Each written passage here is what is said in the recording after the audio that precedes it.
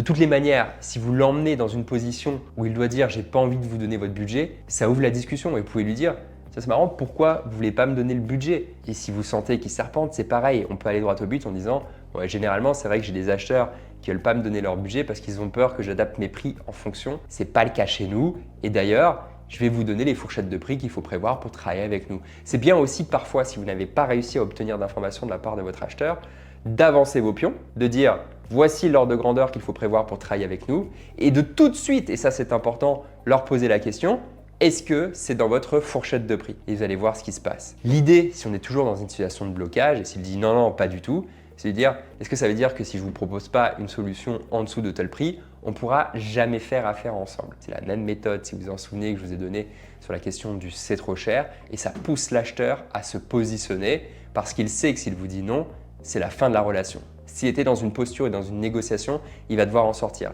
Si ce n'est pas le cas, vous gagnez beaucoup de temps parce que vous savez que malheureusement, vous ne pourrez pas poursuivre l'affaire.